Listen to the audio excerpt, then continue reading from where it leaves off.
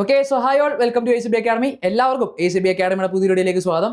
നമ്മുടെ CPO WCPO എക്സാംസിന്റെ ഒക്കെ നമ്മുടെ എക്സാം കലണ്ടർ വന്നിട്ടുണ്ട്. എക്സാം ഡേറ്റും കാര്യങ്ങളെല്ലാം കൃത്യമായിട്ട് എന്ത് ചെയ്തിട്ടുണ്ട്, PSC ഇപ്പം നിലവിൽ പബ്ലിഷ് ചെയ്തിട്ടുണ്ട് അല്ലേ. അപ്പോൾ പ്രധാനമായിട്ടും എല്ലാവർക്കും വരുന്ന ഒരു സംശയമാണ്, നമുക്കറിയാം ഏറ്റവും കൂടുതൽ ആളുകൾ പ്രിപ്പയർ ചെയ്യുന്ന ഫോഴ്സ് ജോബുകളിലൊന്നാണ് നമ്മുടെ CPO എക്സാം അതുപോലെ WCPO എക്സാംസ് എന്നൊക്കെ പറയുന്നത് അല്ലേ. അപ്പോൾ ഇതിന്റെ സിലബസിലേക്ക് വരുമ്പോൾ നിങ്ങൾക്കറിയാം ഒരുപാട് പ്രിപ്പറേഷൻസ് ആവശ്യമാണ്, കാരണം സ്പെഷ്യൽ ടോപ്പിക്സ് കാര്യങ്ങളെല്ലാം വരുന്നുണ്ട്. അപ്പോൾ ഈ വർഷത്തെ എക്സാം കലണ്ടറിന്റെ കൂടെ തന്നെ നമുക്ക് ഇതിന്റെ ഒഫീഷ്യൽ സിലബസ് നമുക്ക് ഔട്ട് ആയിട്ടുണ്ട്. അപ്പോൾ എവിടേക്കാണ് നിങ്ങൾ ഫോക്കസ് കൊടുക്കേണ്ടത്, എന്തൊക്കെ കാര്യങ്ങളാണ് CPO WCPO എക്സാംസിന് പ്രിപ്പയർ ചെയ്യുമ്പോൾ ശ്രദ്ധിക്കേണ്ടത്, ഇതൊക്കെയാണ് ഈ ഒരു വീഡിയോ നമ്മൾ ഡീപ്പായിട്ട് നമ്മൾ അനലൈസ് ചെയ്യാനായിട്ട് പോകുന്നത്. അപ്പോൾ നിങ്ങൾക്ക് അറിയാവുന്ന പോലെ തന്നെ സിലബസിലേക്ക് വരുമ്പോൾ ഇതാണ് നമ്മുടെ CPO എക്സാമിന്റെ അല്ലെങ്കിൽ WCPO എക്സാമിന്റെ ഒരു കോമൺ സിലബസ് എന്ന് പറയുന്നത് അല്ലേ. അപ്പോൾ മാർക്ക് ഡിസ്ട്രിബ്യൂഷൻ നമുക്ക് അറിയാം, GK പാർട്ടാണ് ഫസ്റ്റ് പാർട്ട് വരുന്നത്. അവിടെ ഈ പറഞ്ഞ ഹിസ്റ്ററി വരും, ജോഗ്രഫി വരും, അതുപോലെ എക്കണോമിക്സ് വരും. കോൺസ്റ്റിറ്റ്യൂഷൻ വരുമ്പോൾ അവിടെ കമ്പാരിറ്റീവ്ലി മറ്റ് എക്സാമുകളേക്കാൾ അല്ലെങ്കിൽ മറ്റ് സബ്ജക്റ്റുകളൊക്കെ കോൺസ്റ്റിറ്റ്യൂഷൻ ഇമ്പോർട്ടൻസ് വരുന്നുണ്ട്. കാരണം 8 മാർക്ക് അല്ലെ, 8 മാർക്ക് എന്നുള്ള വേണമെങ്കിൽ കൂടുകയും ചെയ്യാം. നിങ്ങൾക്ക് GK പാർട്ടിൽ ഏറ്റവും കൂടുതൽ ക്വസ്റ്റ്യൻസ് വരാൻ പോകുന്ന ഏരിയ എന്ന് പറയുന്നത് ഇന്ത്യൻ ഭരണഘടനയാണ്. പക്ഷെ നിങ്ങൾ ശ്രദ്ധിക്കേണ്ട കാര്യം എന്ന് പറയുന്നത്, ഭരണഘടന മാർക്ക് കൂടുന്നു എന്ന് പറഞ്ഞുകൊണ്ട് നിങ്ങൾക്ക് ഒരുപാട് കാര്യങ്ങൾ കോൺസ്റ്റിറ്റ്യൂഷൻ പാർട്ടിയിൽ നിന്ന് പഠിക്കാനായിട്ടൊന്നും വരുന്നില്ല. മറ്റ് എക്സാമുകൾക്ക് പഠിക്കുന്ന അതേ സിലബസ് തന്നെയാണ് നിങ്ങൾക്ക് ഇവിടെയും പഠിക്കാനായിട്ട് വരുന്നത്.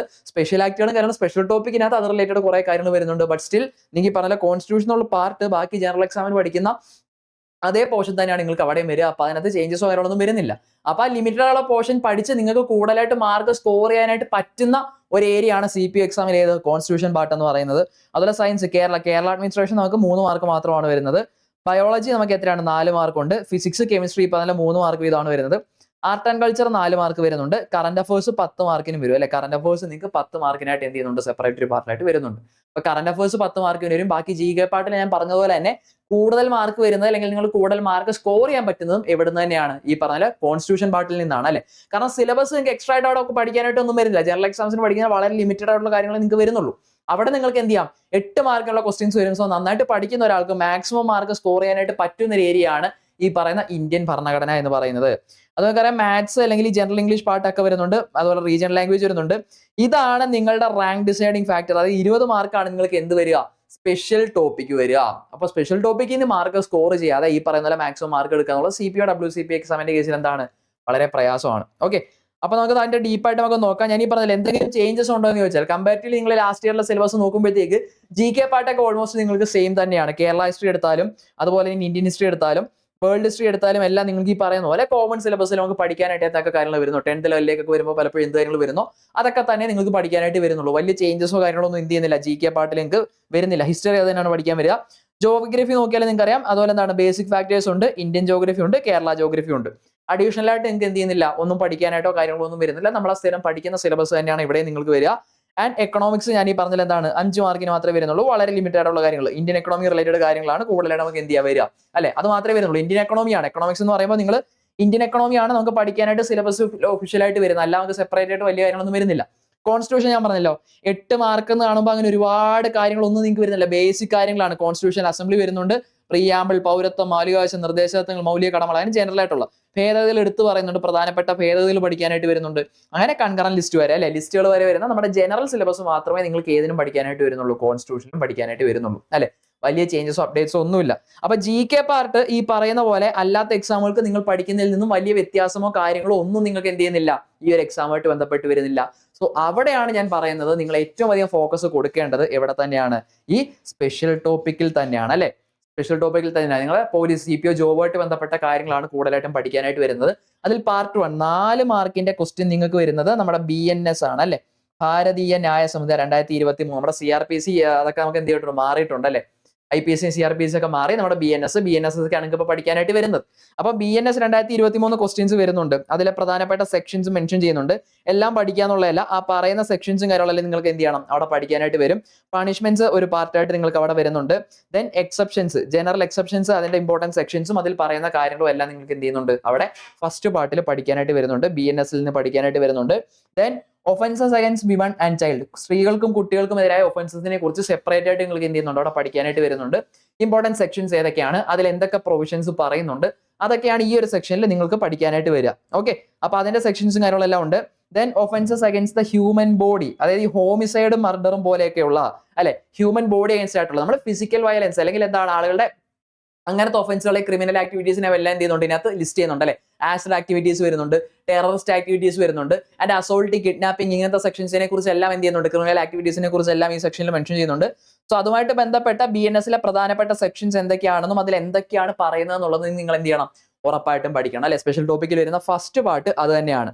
And of course offences against the public tranquillity, and നമുക്ക് എന്ത് വരുന്നുണ്ട്, റയോട്ടിംഗ് അല്ലെങ്കിൽ അഫ്രാങ്ങത്തെ എല്ലാം വരുന്നുണ്ട്, അൺലോഫുൾ അസംബ്ലി വരുന്നുണ്ട്, ദെൻ പബ്ലിക് സർവൻസിന് അഗൈൻസ്റ്റ് ആയിട്ട് വരുന്നത് അല്ലേ. അപ്പോൾ disobeying law, disobeying directions under law, non treatment of victim, അങ്ങനെ ഇത് ഓരോന്നും ഓരോ പാർട്ടായിട്ട് അതുമായിട്ട് ബന്ധപ്പെട്ട സെക്ഷൻസ് നിങ്ങൾക്ക് എന്ത് ചെയ്യുന്നുണ്ട്, പഠിക്കാനായിട്ട് വരുന്നുണ്ട്. സോ സ്പെഷ്യൽ ടോപ്പിക് സെപ്പറേറ്റ് ആയിട്ട് പഠിക്കുക എന്നുള്ള ഇമ്പോർട്ടന്റ് ആണ്. Then offences against property, property against ആയ ആളുകളുടെ പേഴ്സണൽ പ്രോപ്പർട്ടിക്കും മറ്റു കാര്യങ്ങൾക്കും അഗൈൻസ്റ്റ് ആയിട്ടുള്ള എല്ലാ ഒഫൻസസിന്റെയും ഇമ്പോർട്ടന്റ് സെക്ഷൻസ് എന്ത് ചെയ്യുന്നുണ്ട്, ഇതിൽ മെൻഷൻ ചെയ്യുന്നുണ്ട് അല്ലെ. അതിൽ തെഫ്റ്റ്, സ്നാച്ചിങ് അടക്കമുള്ള എല്ലാ കാര്യങ്ങളും, റോബറി അടക്കമുള്ള കാര്യങ്ങളെല്ലാം എന്താണ് ഇതിൽ ഇൻക്ലൂഡഡ് ആണ്. ദെൻ നമുക്ക് വരുന്ന പാർട്ട് 2 എന്ന് പറയുമ്പോൾ നമുക്ക് എന്താണ്, നമ്മുടെ BNSS, ഭാരതീയ നാഗരിക സുരക്ഷാ സന്നിധ, അതിലെ പ്രധാനപ്പെട്ട സെക്ഷൻസ് അല്ലെ. എല്ലാത്തിന്റെയും ഫസ്റ്റ് പാർട്ട് BNS ആണെങ്കിലും BNSS ആണെന്നുണ്ടെങ്കിലും അതിന്റെ ഫസ്റ്റ് പാർട്ട് അതിന്റെ ഡെഫിനിഷൻ പാർട്ട് തന്നെയാണ്. എന്താണ് അതിന്റെ പറഞ്ഞ BNSS, അതിന്റെ ജനറൽ കാര്യങ്ങളൊക്കെയാണ് ഫസ്റ്റ് പാർട്ടിനകത്ത് വരുന്നത്. പിന്നെ നമുക്ക് വരുമ്പോഴാണ് ഇവിടെ വരുമ്പോഴത്തേക്ക് what are the power of superior officers of police and aid to the magistrate and the police, ഇതാണ് നെക്സ്റ്റ് വരുന്നത് അല്ലെ.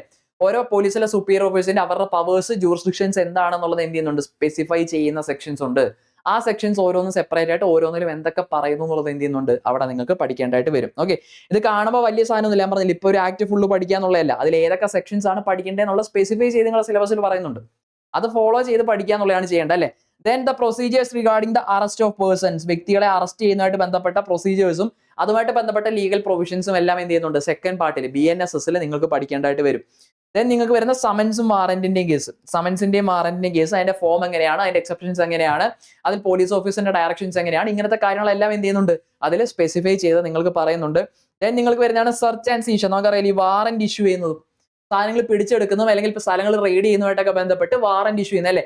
ആ സമയങ്ങളിൽ പ്രോളോന്റെ കുറച്ച് പ്രൊസീജിയേഴ്സ് ഉണ്ട്, കുറച്ച് പ്രോട്ടോകോൾസ് ഉണ്ട്, നമ്മൾ പാലിക്കേണ്ട അല്ലെങ്കിൽ അവിടെ റെയ്ഡ് ചെയ്യപ്പെടുന്ന വ്യക്തിയോട് നമ്മൾ കീപ്പ് ചെയ്യേണ്ട കുറച്ച് റൈറ്റ്സ് ഉണ്ട്.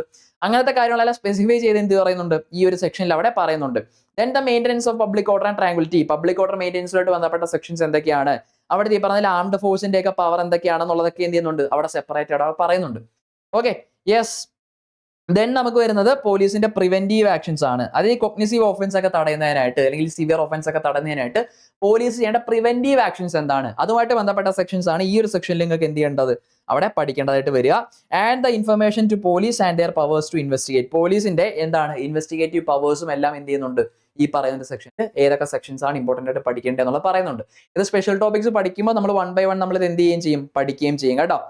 പിന്നെ നമുക്ക് വരുന്നതാണ് പാർട്ട് 3, നമ്മുടെ ഭാരതീയ സാക്ഷ്യ അധിനിയം BSA എന്ന് പറയുന്നത് എല്ലാം 2023 ആണ്, അറിയാമല്ലോ പേരുമാറ്റവും കാര്യങ്ങളെല്ലാം വരുന്നത്. അതും ഈ പറഞ്ഞ ഫസ്റ്റ് അതിന്റെ ഡെഫിനിഷൻസും ജനറൽ ഡെഫിനിഷൻസും കാര്യങ്ങളൊക്കെ തന്നെയാണ്. Second part is regarding confession അല്ലെ, കൺഫെഷൻ ആളുകളുടെ വിക്ടിംസിന്റെ അല്ലെങ്കിൽ അക്യൂസ് പേഴ്സന്റെ കൺഫെഷനുമായിട്ട് ബന്ധപ്പെട്ടിട്ടാണ്. ദെൻ തേർഡ് അടുത്ത എന്താണ്, statement by persons who cannot be called as witness, നിങ്ങൾക്കറിയില്ല നേരിട്ട് ദൃക്സാക്ഷികളായിട്ട് ഹാജരാക്കാൻ പറ്റാത്ത ആളുകളുടെ മൊഴി സ്റ്റേറ്റ്മെന്റ് ശേഖരിക്കുന്നതായിട്ട് ബന്ധപ്പെട്ട അതിന്റെ സെക്ഷൻസും കാര്യങ്ങളൊക്കെയാണ് നിങ്ങൾക്ക് നെക്സ്റ്റ് പഠിക്കേണ്ടതായിട്ട് വരിക. Then opinions of third persons when relevant. Okay, third പേഴ്സന്റെ എന്താണ് അതിനകത്ത് മൊഴിയും കാര്യങ്ങളും രേഖപ്പെടുത്തുന്നതായിട്ട് ബന്ധപ്പെട്ടിട്ടാണ്. ദെൻ നമുക്ക് വരുന്നത് എന്താണ്, മോസ്റ്റ് ഇമ്പോർട്ടന്റ്ലി പാർട്ട് 4 നിങ്ങൾക്ക് വരുന്നത് ഈ പറഞ്ഞ 3 മാർക്കാണ് കാണിച്ചത്. നിങ്ങൾക്ക് ഏറ്റവും അധികം ക്വസ്റ്റ്യൻസ് സ്പെഷ്യൽ ടോപ്പിക്കിൽ വരാറുള്ള ഒരു ഏരിയ ആണ് the Kerala police act of 2011. 2011 Kerala police act നിങ്ങൾക്ക് എന്താണ് സെപ്പറേറ്റ് ആയിട്ട് പഠിക്കേണ്ട ഒരു പോർഷൻ ആയിട്ട് തന്നെ അവിടെ എന്ത് ചെയ്യുന്നുണ്ട്, വരുന്നുണ്ട്. അതിൽ നിങ്ങൾക്ക് ഈ പറയുന്ന പോലെ narcotic drug and psychotropic substance act, protection of children from sexual offences നിങ്ങൾക്ക് പഠിക്കേണ്ടതായിട്ട് വരുന്നതാണ് അല്ലെ. Protection of children from sexual offence, നമ്മുടെ പോക്സോ ആക്ട് 2012 പോക്സോ ആക്ടിനെ കുറിച്ച് പഠിക്കാനായിട്ട് വരുന്നുണ്ട്. അതുപോലെ IT ആക്ട് അല്ലെ, IT ആക്ടിനെ കുറിച്ച് നിങ്ങൾക്ക് എന്ത് ചെയ്യേണ്ടി വരുന്നുണ്ട്, പഠിക്കാനായിട്ട് വരുന്നുണ്ട്. ഇതൊക്കെ ഈ പറഞ്ഞ പോലെ എന്താണ് നമ്മുടെ സ്റ്റേറ്റ് പോലീസുമായിട്ട് ബന്ധപ്പെട്ട് പാർട്ട് 4-നകത്ത് വരുന്നതാണ് ഇതെല്ലാം. പാർട്ട് 4-ലാണ് ഇതെല്ലാം വരുന്നത്. ആൻഡ് പാർട്ട് 4 ലാസ്റ്റ് നിങ്ങൾക്ക് പഠിക്കാൻ വരുന്നതാണ് right to information act of 2005, 2005 വിവരാവകാശ നിയമം. ഇതൊക്കെ സ്പെഷ്യൽ ടോപ്പിക്കിൽ നിങ്ങൾക്ക് പഠിക്കാനായിട്ട് വരുന്നതാണ്. ഞാൻ പറഞ്ഞില്ല GK പാർട്ട് എന്ന് പറയുന്നത് നമുക്ക് ജനറൽ സിലബസുമായിട്ട് വലിയ വ്യത്യാസമോ ചേഞ്ചസോ കാര്യങ്ങളോ ഒന്നും വരുന്നില്ല. അതിൽ തന്നെ നിങ്ങൾക്ക് മാർക്ക് ഏറ്റവും കൂടുതൽ സ്കോർ ചെയ്യാനായിട്ട് പറ്റുന്ന ഏരിയ ഞാൻ പറഞ്ഞു കോൺസ്റ്റിറ്റ്യൂഷൻ ആണ്. കാരണം 8 മാർക്കിന്റെ ക്വസ്റ്റ്യൻ വരുമ്പോൾ ലിമിറ്റഡ് ആയിട്ടുള്ള കാര്യങ്ങൾ നന്നായിട്ട് പഠിച്ചു പോകുകയാണെന്നുണ്ടെങ്കിൽ മാക്സിമം മാർക്ക് അവിടെ നിങ്ങൾക്ക് എന്ത് ചെയ്യാനായിട്ട് പറ്റും, സ്കോർ ചെയ്യാനായിട്ട് പറ്റും. ബാക്കി നമ്മൾ ഈ പറഞ്ഞ GK ആയിക്കോട്ടെ, മാത്സ് ആയിക്കോട്ടെ, ഇംഗ്ലീഷ് ആയിക്കോട്ടെ ഒക്കെ സെയിം ആണ്. അതിനകത്ത് വലിയ ചേഞ്ചസോ കാര്യങ്ങളൊന്നും നിങ്ങൾക്ക് വരുന്നില്ല. അപ്പൊ അത് നിങ്ങൾ എന്തായാലും പഠിക്കാന്നുള്ളതല്ല. പക്ഷേ ഓഫ് കോഴ്സ് നിങ്ങളുടെ റാങ്ക് ഡിസൈഡ് ചെയ്യുന്നത് നിങ്ങൾ ഏറ്റവും കൂടുതൽ ഫോക്കസ് കൊടുത്ത് പഠിക്കേണ്ട ഒരു കാര്യം എന്ന് പറയുന്നത് നമ്മുടെ ഈ സ്പെഷ്യൽ ടോപ്പിക് ഈ 4 പാർട്ടുകളായിട്ട് കിടക്കുന്ന സ്പെഷ്യൽ ടോപ്പിക് തന്നെയാണ്. ഓക്കെ, അപ്പൊ ഞാൻ പറഞ്ഞല്ലോ വാരി വലിച്ചിട്ട് പഠിക്കാന്നുള്ളതല്ല, സ്പെസിഫൈ ചെയ്ത് ഏതൊക്കെ സെക്ഷൻസ് എവിടെയൊക്കെയാണ് ഇമ്പോർട്ടന്റ്, തീരെ കുറവാണെന്നല്ല, പക്ഷെ സ്പെസിഫൈ ചെയ്ത് ഏതൊക്കെയാണ് ഇമ്പോർട്ടന്റ് ആയിട്ട് പഠിക്കേണ്ടതെന്നുള്ളത് നമ്മുടെ സിലബസിൽ തന്നെ പറയുന്നുണ്ട്. ഫോക്കസ് ചെയ്ത് പഠിക്കുക എന്നുള്ളത് വളരെയധികം ഇമ്പോർട്ടന്റ് ആണ്. അടുക്കും ചിട്ടയോടുകൂടി സ്ട്രക്ചേർഡ് ആയിട്ട് പഠിക്കുക എന്നുള്ളത് ആ ഒരു കേസിൽ വളരെ ഇമ്പോർട്ടന്റ് ആണ്. സോ നിങ്ങൾക്ക് നിങ്ങളുടെ CPO WCP എക്സാംസിനൊക്കെ പ്രിപ്പയർ ചെയ്യുന്നവരാണെന്നുണ്ടെങ്കിൽ, നമ്മുടെ യൂണിഫോം എക്സാംസിന് വേണ്ടി പ്രിപ്പയർ ചെയ്യുന്നവരാണെന്നുണ്ടെങ്കിൽ നിങ്ങൾക്ക് വേണ്ടിയുള്ള നമ്മുടെ സല്യൂട്ട് ബാച്ച് ആണ്. ഓക്കെ, അറിയാലോ ഈ പറയുന്ന പോസ്റ്റ് ആകുമ്പോഴത്തേക്ക് നിങ്ങൾക്ക് GK പാർട്ടും കാര്യങ്ങളൊക്കെ കോമൺ ആയിരിക്കും. പക്ഷേ സ്പെഷ്യൽ ടോപ്പിക്സ് നിങ്ങൾക്ക് ഓരോന്നും എന്തായിട്ട് വരും, സെപ്പറേറ്റ് ആയിട്ട് നിങ്ങൾക്ക് പഠിക്കേണ്ടി വരും, അല്ലെ, സെപ്പറേറ്റ് ആയിട്ട് പഠിക്കേണ്ടി വരും. സോ പോസ്റ്റ് ജോബുകളിലെല്ലാം സ്പെഷ്യൽ ടോപ്പിക് അടക്കം നിങ്ങൾക്ക് ആവശ്യമുള്ള കറന്റ് അഫയേഴ്സ് സെക്ഷൻസ് അടക്കം, അതുപോലെ SCRT ഒക്കെ ചാപ്റ്റർ വൈസ് ക്ലാസ് അടക്കം ഒരു കംപ്ലീറ്റ് പാക്കേജ് യൂണിഫോം ജോബിന് വേണ്ടിയിട്ടുള്ള, യൂണിഫോം ജോബുകൾക്ക് വേണ്ടിയിട്ടുള്ള ഒരു കംപ്ലീറ്റ് പാക്കേജ് പ്രൊവൈഡ് ചെയ്യുന്ന നമ്മുടെ ബാച്ചാണ് സല്യൂട്ട് ബാച്ച് എന്ന് പറയുന്നത്. സോ പോസ്റ്റ് ജോബുകൾക്കൊക്കെ ഒരേ സമയം പല എക്സാമുകൾക്ക് പഠിക്കുന്നവരുണ്ടായിരിക്കും, അല്ലെ, ഒരേ സമയം പല യൂണിഫോം പോസ്റ്റുകൾക്ക് വേണ്ടി പഠിക്കുന്നവരുണ്ടായിരിക്കും. അപ്പൊ നിങ്ങളൊക്കെ പ്രധാനമായിട്ടും ചെയ്യേണ്ടത് നിങ്ങൾ ഈ പറഞ്ഞ GK പാർട്ട് അല്ലെങ്കിൽ മാത്സ് ഒക്കെ ഓരോന്നും സെപ്പറേറ്റ് ആയിട്ട് പഠിക്കുക എന്നുള്ളതല്ല. പക്ഷെ സ്പെഷ്യൽ ടോപ്പിക് ഓരോന്നിനനുസരിച്ച് നമ്മൾ എന്ത് ചെയ്യണം, സെപ്പറേറ്റ് ആയിട്ട് നമ്മൾ പഠിക്കണം, അല്ലെ, കാരണം അവിടെയാണ് നമ്മൾ ഫോക്കസ് ചെയ്യേണ്ടത്. ബാക്കി നമ്മൾ പാരലായിട്ട് പഠിച്ചു പോകും, നമ്മൾ കംപ്ലീറ്റ് ചെയ്യും, റിവൈസ് ചെയ്യണം, എല്ലാം ഉണ്ട്. പക്ഷെ നിങ്ങൾ ഒരിക്കലും സ്പെഷ്യൽ ടോപ്പിക് ക്ലിയർ ചെയ്യാതെ നമുക്ക് ഈ പറയുന്ന പോലെ എക്സാമിലേക്ക് ക്ലിയർ ചെയ്യാന്നുള്ളത് നമുക്ക് വളരെ പ്രയാസമുള്ള ഒരു കാര്യമാണ്. അപ്പൊ അവിടെ നിങ്ങൾ ഉറപ്പായിട്ടും എന്ത് ചെയ്യണം, ഫോക്കസ് കൊടുത്തേ പറ്റൂ. സോ നിങ്ങൾക്ക് വേണ്ടിയിട്ടുള്ള നമ്മുടെ എക്സ്ക്ലൂസീവ് ബാച്ച് ആണ് ഈ ഒരു സല്യൂട്ട് ബാച്ച് എന്ന് പറയുന്നത്. കംപ്ലീറ്റ് സിലബസ് കവറേജ് ആണ്. അത് ഡെയിലി സ്റ്റഡി പ്ലാന്റെ ബേസിലായിരിക്കും. ഓരോ ദിവസവും എന്ത് പഠിക്കണം, എത്ര നേരം പഠിക്കണം, ഇതൊന്നും നിങ്ങളുടെ കൺസേണിലേക്ക് വരണ്ട. പഠിക്കേണ്ടത് എന്തൊക്കെയാണെന്നും അതിന്റെ ക്ലാസ്സുകളും അതിന്റെ നോട്ട്സും എല്ലാം കൃത്യമായിട്ട് നിങ്ങൾക്ക് അവിടെ നിന്ന് പ്രൊവൈഡ് ചെയ്യുന്നതായിരിക്കും. ആൻഡ് നമ്മൾ അതിനോടൊപ്പം തന്നെ നമ്മൾ എന്ത് ചെയ്യും, PYQ ബേസ്ഡ് റിവിഷൻസും കാര്യങ്ങളെല്ലാം കണ്ടക്ട് ചെയ്യും. അത് റെഗുലർ ആയിട്ട് നിങ്ങൾക്ക് അറ്റൻഡ് ചെയ്യാനായിട്ട് പറ്റും. റെഗുലർ ബേസിൽ മോക്ക് ടെസ്റ്റുകൾ ഉണ്ടാവും. റെഗുലർ ബേസിൽ മോക്ക് ടെസ്റ്റുകൾ വരുന്നതുകൊണ്ട് തന്നെ നിങ്ങൾക്ക് പഠിച്ച കാര്യങ്ങൾ കൃത്യമായിട്ട് അനലൈസ് ചെയ്യാനും എവിടെയൊക്കെയാണ് കൂടുതൽ ഫോക്കസ് കൊടുക്കേണ്ടത്, എവിടെയൊക്കെ കൂടുതൽ ശ്രദ്ധ കൊടുക്കണം, ഇതെല്ലാം നിങ്ങൾക്ക് ഒരു ഐഡിയ കിട്ടും. Okay, and of course current അഫയേഴ്സും അതുപോലെ SCRT ചാപ്റ്റേഴ്സും എല്ലാം നിങ്ങൾക്ക് സ്പെഷ്യൽ സെക്ഷൻസ് ഉണ്ടായിരുന്നു. സോ ഒരു കംപ്ലീറ്റ് പാക്കേജ് ആണ്. യൂണിഫോം പോസ്റ്റുകൾക്ക് വേണ്ടി പ്രിപ്പയർ ചെയ്യുന്നവരാണ് നിങ്ങളെന്നുണ്ടെങ്കിൽ CPO WCP ഒക്കെ ഇനി നിങ്ങൾക്ക് കളയാനായിട്ട് സമയമില്ല. വളരെ കുറച്ച് സമയം വരുന്നുള്ളൂ. ഇനി അങ്ങോട്ട് നല്ല റെസ്റ്റില്ല, നല്ല അടിപൊളിയായിട്ട് തന്നെ പഠിക്കേണ്ട ടൈമാണ്. സോ താല്പര്യമുള്ളവർ എത്രയും വേഗം സ്ക്രോളിൽ കാണുന്ന നമ്പറിലേക്ക് കോൺടാക്ട് ചെയ്താൽ കൂടുതൽ ഡീറ്റെയിൽസ് നിങ്ങൾക്ക് അവിടെ അവൈലബിൾ ആയിരിക്കും. സോ വിളിക്കുക, എത്രയും പെട്ടെന്ന് അഡ്മിഷൻസ് എടുത്തിട്ട് നിങ്ങളുടെ പ്രിപ്പറേഷൻസ് നല്ല രീതിയിൽ മുന്നോട്ട് കൊണ്ടുപോകാം. ഓക്കെ, സോ ഇതിന്റെ കൂടുതൽ അപ്ഡേറ്റ്സ് ആയിട്ട് ഇനി വരുന്ന വീഡിയോസിൽ കാണാം. Till then all the best, see U.